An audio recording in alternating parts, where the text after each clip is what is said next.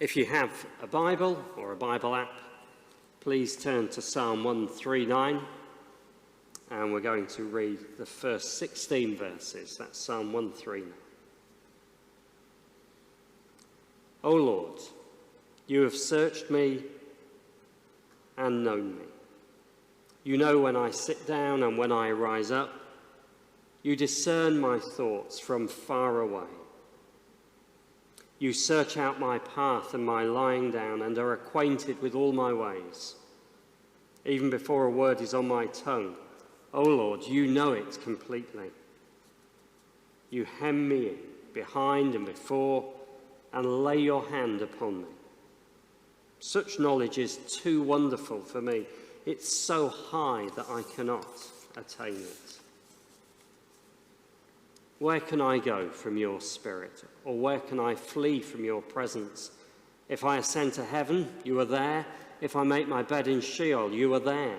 If I take the wings of the morning or settle at the farthest limits of the sea, even there your hand shall lead me, and your right hand shall hold me fast. If I say, surely the darkness shall cover me, and the light around me become night, even the darkness is not dark to you. The night is as bright as the day, for darkness is as light to you. For it was you who formed my inward parts. You knit me together in my mother's womb. I praise you, for I am fearfully and wonderfully made. Wonderful are your works, that I know very well. My frame was not hidden from you when I was being made in secret, intricately woven in the depths of the earth. Your eyes beheld my unformed substance. In your book were written all the days that were formed for me, when none of them as yet existed. This is the word of the Lord. Thanks be to God. I'd like to invite Dave now, who's going to come and share on that passage that we've read together. Thank you, Dave.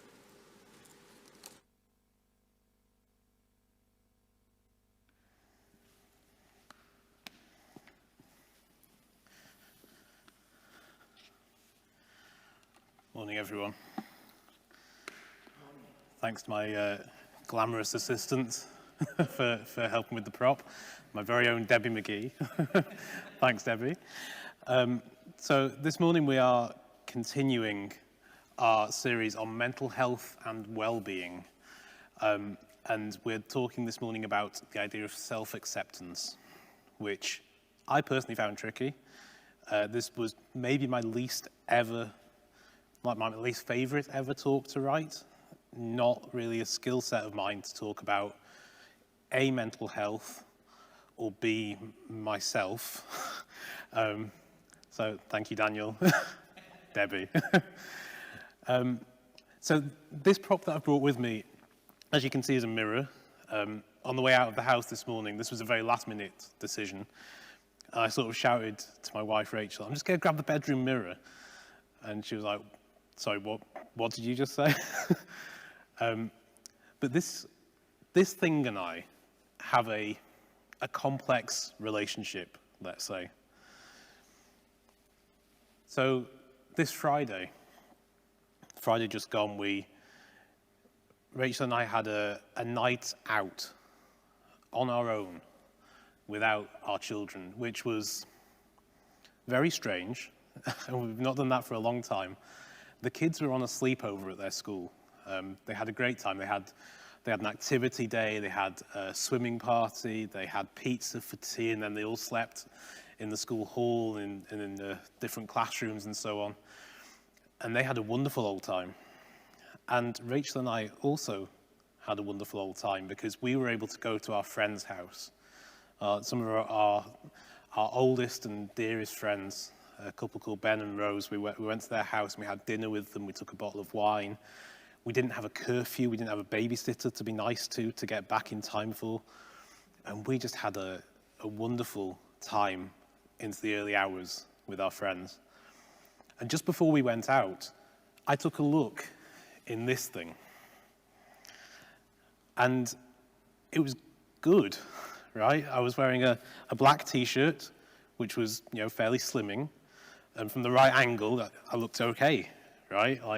And what's weird is I looked in the mirror from that angle that I looked okay. And I looked at myself and I looked in my own eyes and I was like, you know what? You're a pretty good guy. You're a good dad. Like, your kids, they know how to go to bed okay. Like, they're going to have a great time at the sleepover because you've parented them really well. You're a pretty good husband. Not perfect, but who is right? It's fine. I'm pretty kind and generous and I'm looking forward to seeing my friends. I'm pretty sweet sort of company at a dinner party, pretty funny and all this sort of thing. And I had a really good time looking in that mirror on Friday. But this morning, I looked in it again. And it's still me. It's still my face. But I looked in the mirror and I was like, oh, probably could do with, losing a little bit of timber. I should exercise more. I probably should have had a shave before coming to church. It's a bit late for that now. Maybe I could have got breakfast for the kids before we left the house. Oh, but then the other day when they were bickering at breakfast time, I wasn't very patient with them. I'm a terrible father. I'm not very generous. I procrastinate all over the show. I'm lazy. I haven't really written the talk for this morning very well. I've gone through like 5 different drafts because I'm not comfortable with the topic. I'm pretty awful, really. And I was looking in the mirror and I was like, this is a very weird experience. It's the same mirror. Like, the mirror hasn't changed. We've all got one of these pieces of technology in our house, right?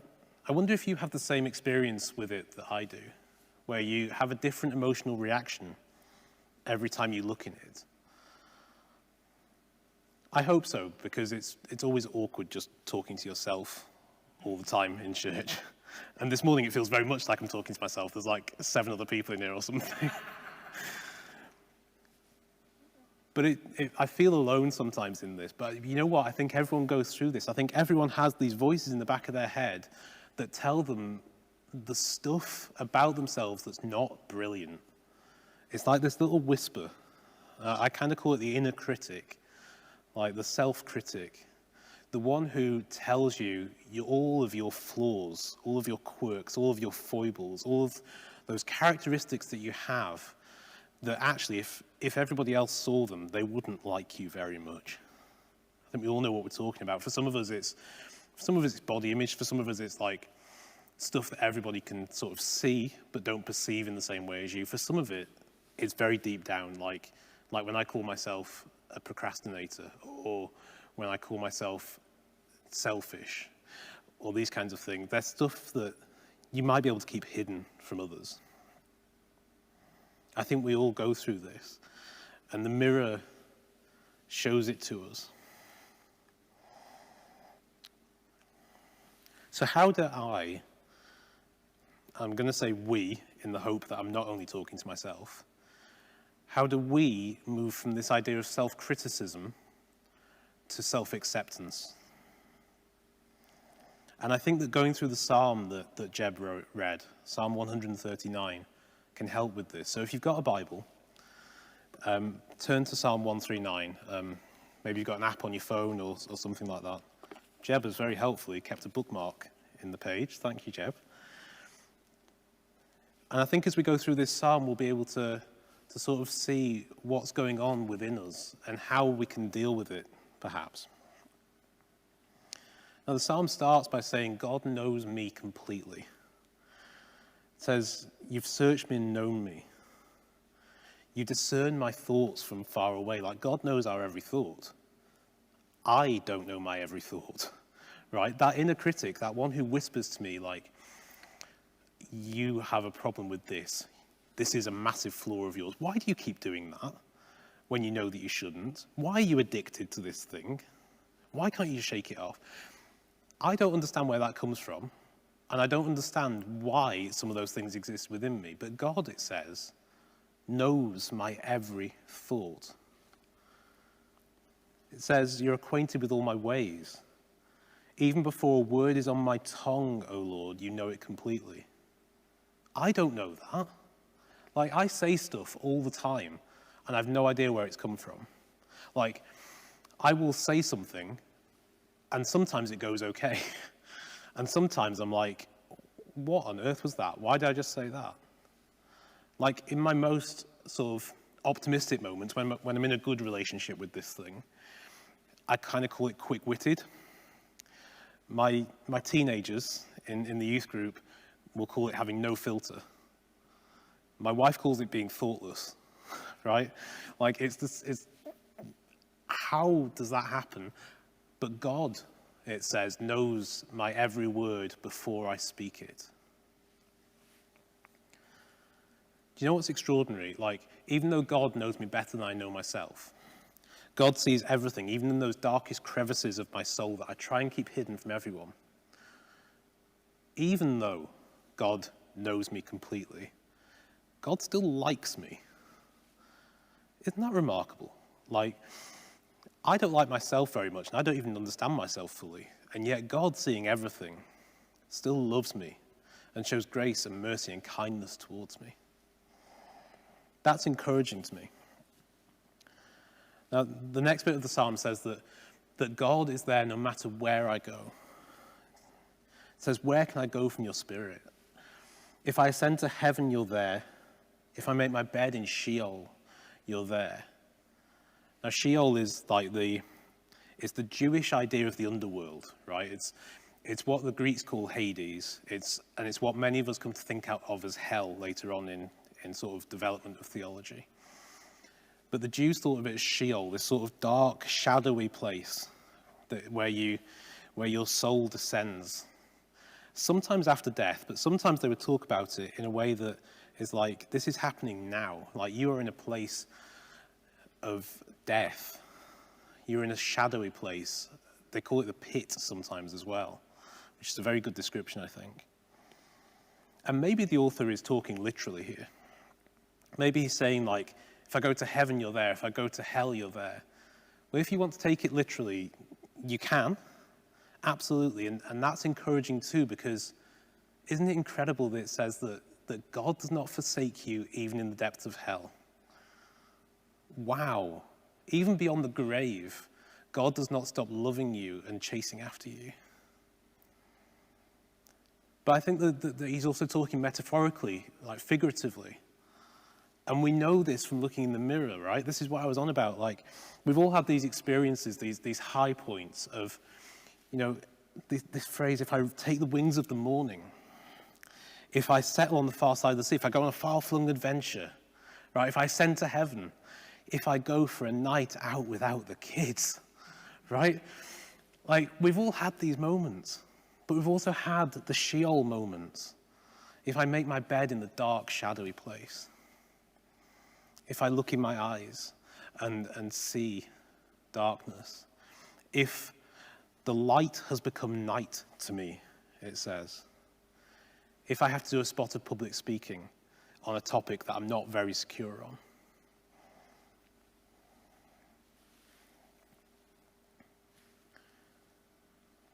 It's saying that God is in all of those areas. But that where we are all over the place, where we are like, I'm either, I rise with the wings of the morning, I go to bed in Sheol, right? God is stable and sure-footed and secure and a firm foundation. And God's view of us does not change. I know if only we could see ourselves through their eyes.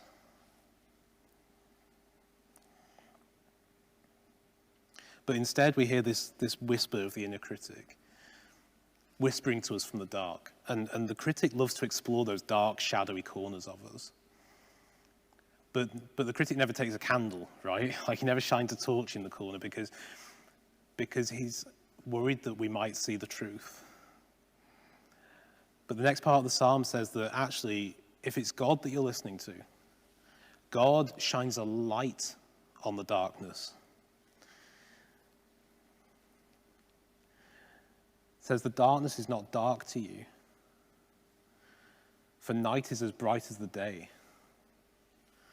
It says that God shines a light into your very inmost being, into the darkest crevices and nooks that you don't want anyone to see. And what's remarkable about this is that the next part of the psalm says that the one who's shining the light is the one who designed and made us. So we can trust the one who's shining the light. But then it also says, I praise you for I'm fearfully and wonderfully made. Like the reason that I keep stuff dark within me, the reason that I listen to the inner critic is because I think that if anyone really knew who I was, then they wouldn't like me very much. But God likes me. And not only that, the psalmist says that when God shines a light and exposes everything, the psalmist is able to say, I am fearfully and wonderfully made. It's not that he ends up hating himself, seeing everything. It's that he can say, I praise you because I'm fearfully and wonderfully made. That's a comfort to me.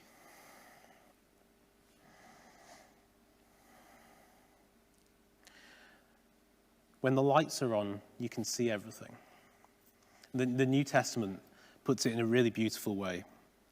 So like I said, the idea of Sheol is similar to the Greek idea of Hades, this underworld, this shadowy, dark place. And by the time the New Testament rolls around, which is somewhere around 800 years after this psalm, the writers have started talking about Hades rather than Sheol. It kind of gets consumed or subsumed into the same idea. And Jesus in the book of Revelation, in chapter 1 of Revelation, the last book of the Bible, Jesus says, I hold the keys to Hades. Now, again, you can take that literally, and again, that's encouraging because if someone like Jesus holds the keys to Hades, to Sheol, to hell, what does Jesus do with the keys to a place like that? But if we take it metaphorically again, and we talk about the darkness, the Sheol, the Hades, the hell that dwells within each one of us, if Jesus holds the keys to that place, what is he going to do with them? It's another way of saying he wants to shine a light on those places.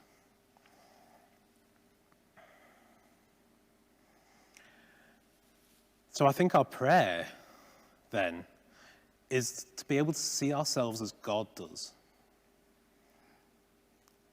Wouldn't that be incredible? If God can see us with purest light and still loves us, and the psalmist is able to say with this experience, I'm fearfully and wonderfully made, I think that should be our prayer for ourselves. Now, it's not that all our problems go away, right? Like, the psalmist still has issues, right? The psalmist still has flaws. It's not like all of the psalmist's character flaws suddenly they become strengths. That's not true. It's not that the psalmist stops sinning. It's not that the psalmist stops doing stuff wrong or acting in ways that are less than human. It's not that the psalmist's every addiction suddenly vanishes. But what it does do is help us to be objective about these things because we're not seeing them from our point of view anymore. We're seeing them from God's.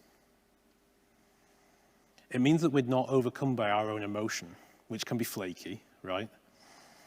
And it helps us to sort of analyze the root causes of the things that the critic loves to whisper to us about. So maybe it helps to perhaps recognize the circumstances that trigger our weak points. If we're seeing things from God's point of view. Maybe, for instance, you could see that the way that you're raised as a child affects what you now see as a flaw, what the critic keeps nagging you about. So, for instance, maybe you were only praised growing up when you obeyed, when you did what you were told. I'm sure many of us have had that experience. And when you're a child, what you learn from that is that you're only loved when you're good.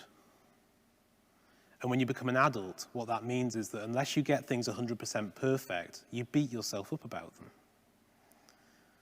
And seeing things from this objective standpoint, what I'm calling God's point of view, helps us to see those things. It means that you don't set unrealistic expectations or goals for yourself.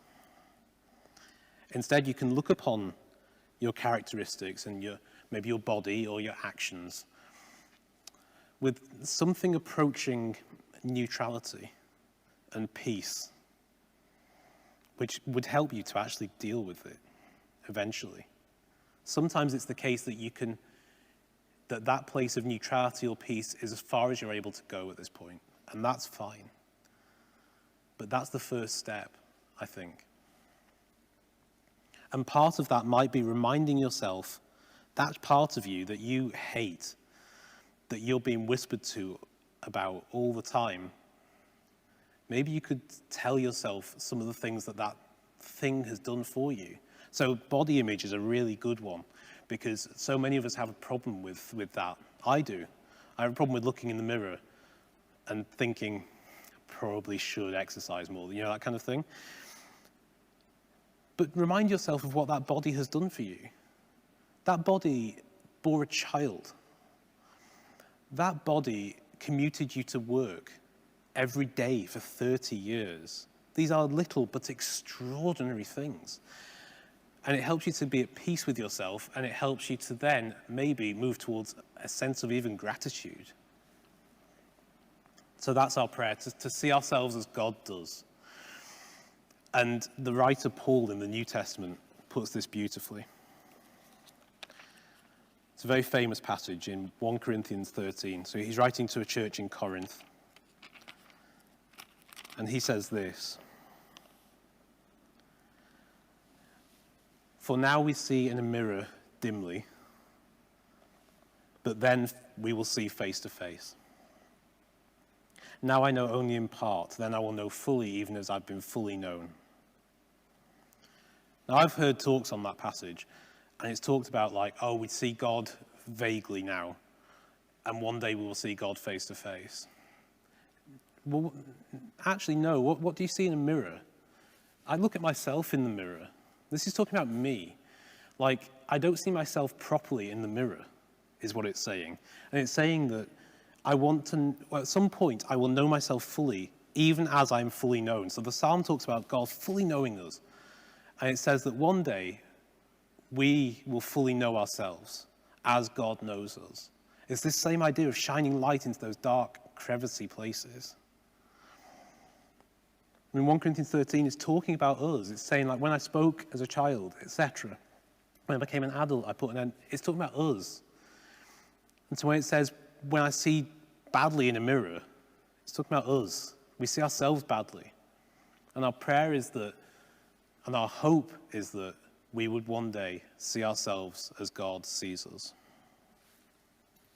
Now, this kind of light shining, it happens in personal prayer between you and God, right?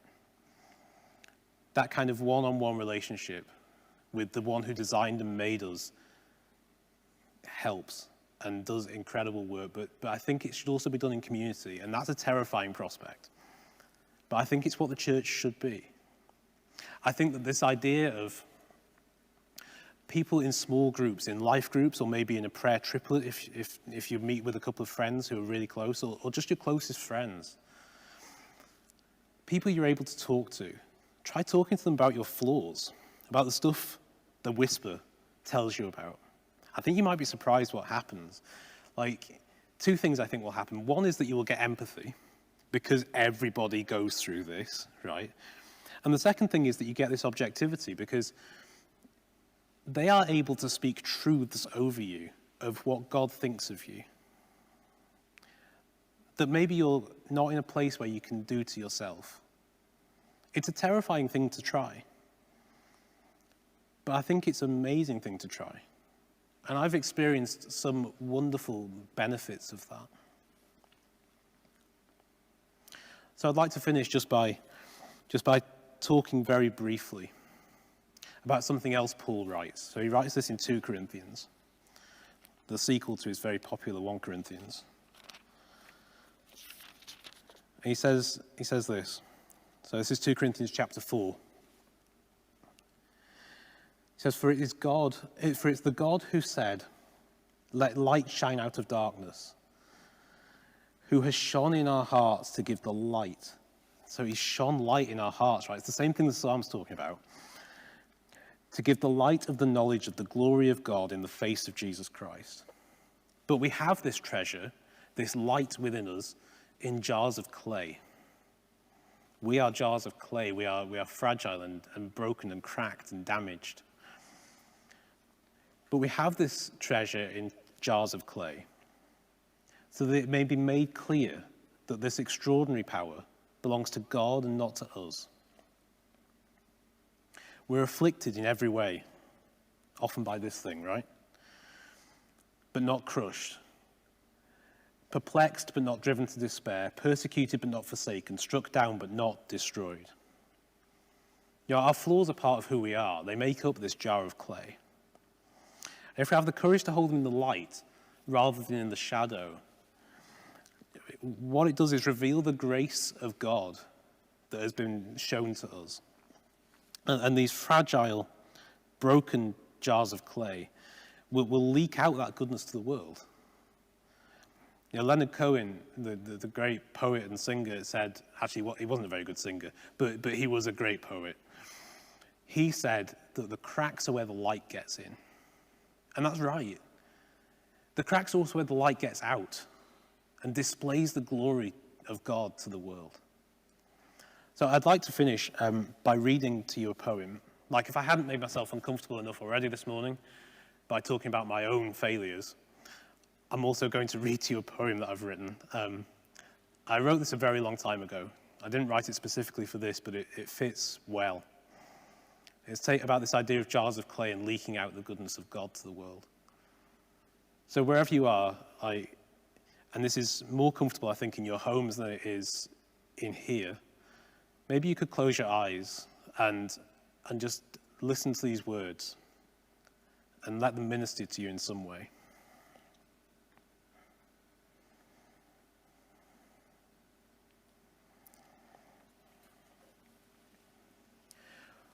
We are feeble.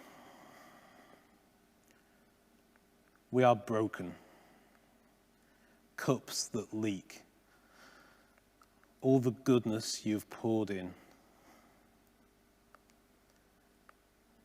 But you pour more, and you pour more. In spite of cracks, we brim. So we say, more, Lord. Glue and paste, and more, Lord. Seal the webs, and more, Lord.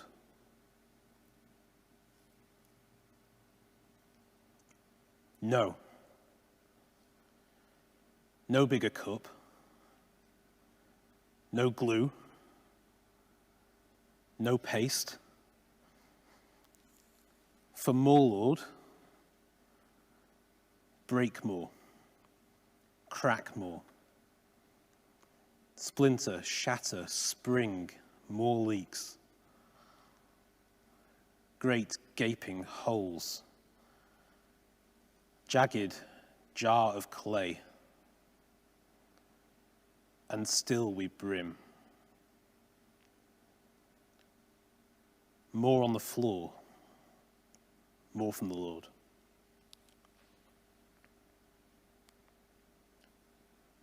Amen.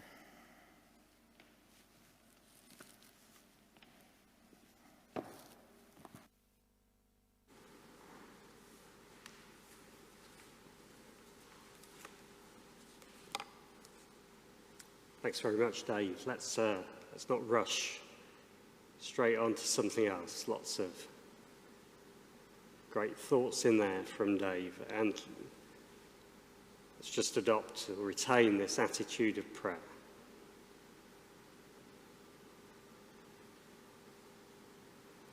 Just as you sat at home, ask the Lord to show you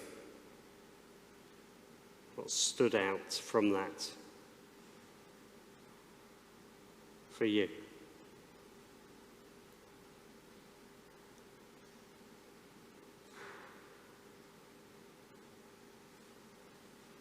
Lord, may that light to which Dave has referred search our hearts now.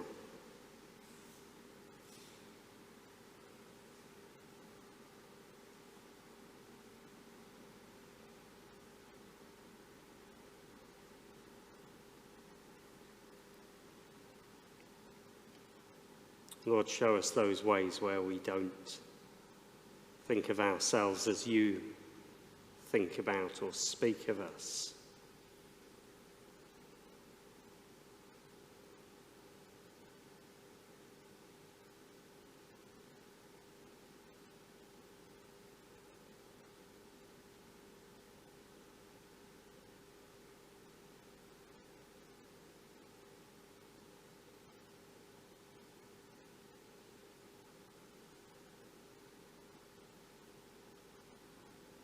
Those words we've spoken that we regret, or habits that we fall back into.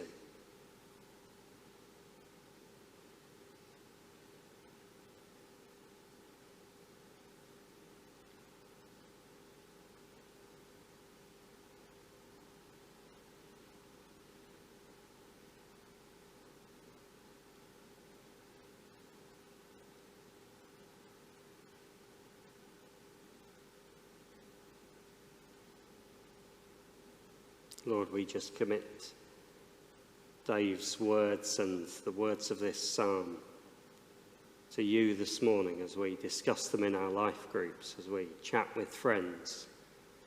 Minister through your Spirit, Lord. That things wouldn't slip through the net.